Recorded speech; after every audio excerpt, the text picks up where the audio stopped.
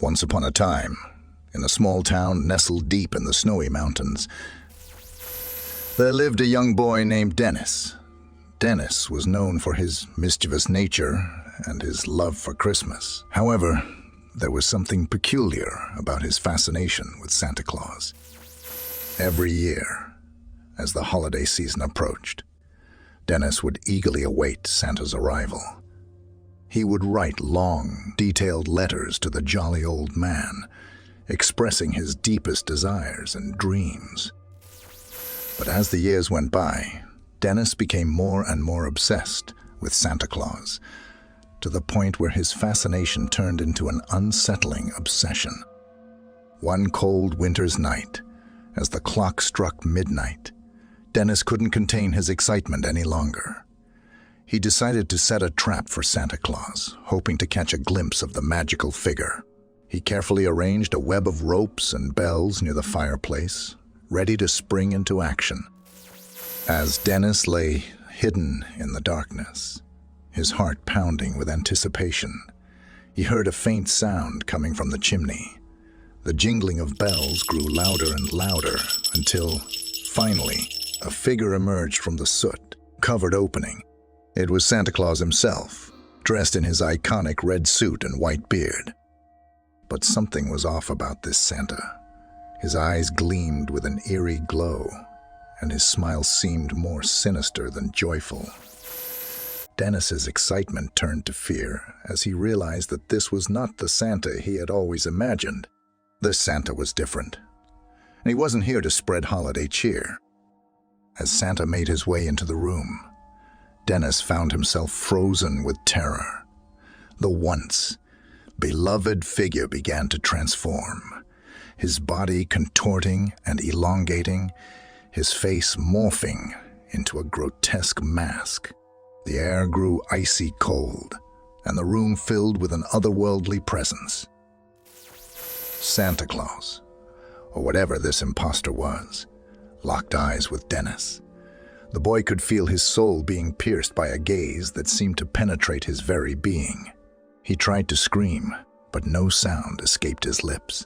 It was as if his voice had been stolen by this malevolent creature. Dennis watched in horror as the twisted Santa slowly approached him. The room filled with a haunting silence, broken only by the eerie whispers that emanated from the figure's mouth. The whispers grew louder and more menacing, echoing through Dennis' mind. Just as the monstrous Santa reached out to touch the boy, Dennis woke up in his bed, drenched in sweat. It was all just a nightmare, he thought, relieved that it was over. But as he glanced at his bedroom window, he caught a glimpse of a shadowy figure disappearing into the night. From that day on, Dennis was never the same. The once joyful boy had been scarred by his encounter with Santa Claus. His love for Christmas turned to fear, and the memory of that night haunted him for the rest of his days.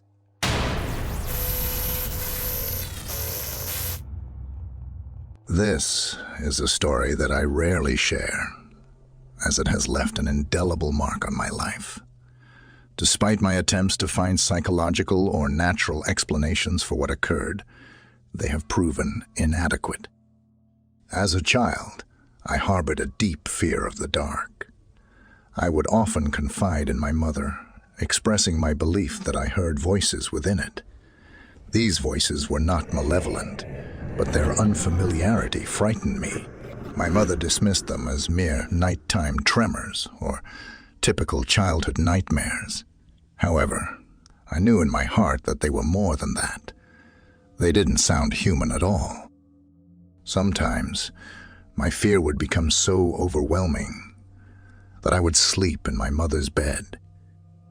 It provided the added comfort of having the bathroom nearby, just outside her bedroom door. It is important to note that from the hallway outside my mother's bedroom, one could see straight down the stairs, which led to the living room on the second floor. On one fateful night, shortly before Christmas, I awoke with an urgent need to use the bathroom. As I stepped out into the hallway, I distinctly heard the words "look." To my astonishment, a red light, reminiscent of a searchlight, illuminated the wall at the bottom of the stairs. There was no discernible source for the light. It simply existed on its own. As a young child, with Christmas only days away, I instantly recognized it. It was Santa. How else could he have entered my house and known that I had been good? Filled with excitement, I began descending the stairs to greet him. My pace quickened after the second step when the light started sliding off the wall and fading into the darkness of the living room. That's when I heard it. A deep, powerful male voice, unlike anything I had heard before.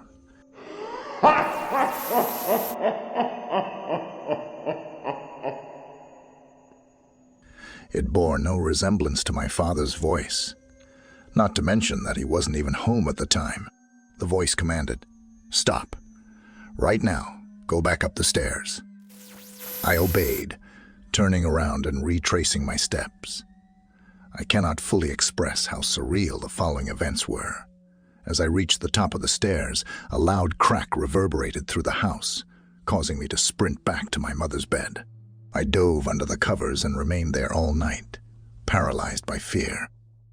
When we awoke the next morning, we discovered the aftermath of the night's events.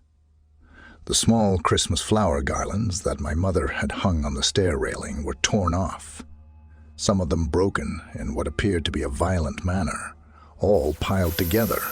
The drying sink in the living room had fallen off the wall. My mother was at a loss to explain it. My father worried that we had been victims of a home invasion. My sister cried. Strangely, nothing was missing, and no signs of forced entry were evident. There seemed to be no logical reason for such chaos. However, I noticed something that sent shivers down my spine, rendering me unable to speak. On the edge of the wooden sink, which had faced upward, there were 3 indentations where the wood trim had been forcefully squeezed, leaving imprints. Something down there had seized it and hurled it to the ground. That's the kind of forceful impact it had. My heart was shattered. Since that day, I have not heard a single voice. I dare not dwell on what awaited me downstairs that night, as the very thought fills me with immense dread.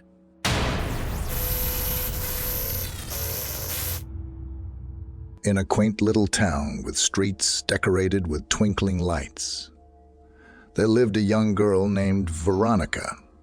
Veronica was a shy and introverted child who often found solace in her books and her vivid imagination. However, her quiet life took an ominous turn when she encountered something inexplicable. It was a cold winter evening, and Veronica's parents went to a holiday party, leaving her alone in their cozy house. When it got dark outside, Veronica curled up by the fireplace, immersed in her favorite book. Suddenly, a soft rustling sound caught her attention. She looked up and, to her amazement, saw that Santa Claus was standing in her living room. He was different from the cheerful, rosy-cheeked man she had always imagined. This Santa had a pale complexion and a gaze. His eyes were empty, devoid of the warmth and kindness that Santa was famous for. Veronica's heart began to beat with fear as Santa approached her.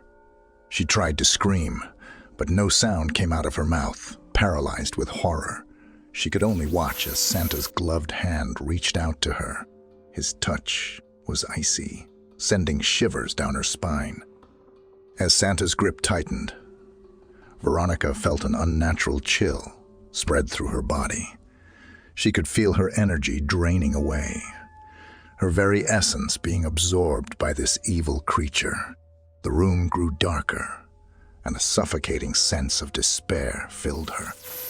Scared and desperate to escape, Veronica gathered all her courage and gathered all her strength. In a fit of determination, she managed to escape from Santa's embrace, staggering back. But this did not stop the sinister figure. Santa relentlessly chased Veronica around the house, his haunting laughter echoing through the corridors. The walls seemed to close around her. The air was saturated with an ominous presence. Veronica's heart was pounding, and she knew she had to find a way to stop this nightmare. In the darkest corner of the attic, Veronica came across an old chest. Inside, she found a battered book filled with ancient spells. Desperation fueled her actions as she repeated the words, hoping to banish the evil Santa from her life. Suddenly, the room was flooded with blinding light, and Santa let out a heart-rending scream. The spell worked, and Veronica felt a surge of relief. When the light dimmed, she realized that Santa had disappeared, leaving behind only a lingering feeling of fear. Since that day, Veronica's once peaceful life has changed forever. The memory of meeting the sinister Santa Claus haunted her, reminding her that even the most beloved characters can hide a terrifying darkness inside themselves. Ha ha ha!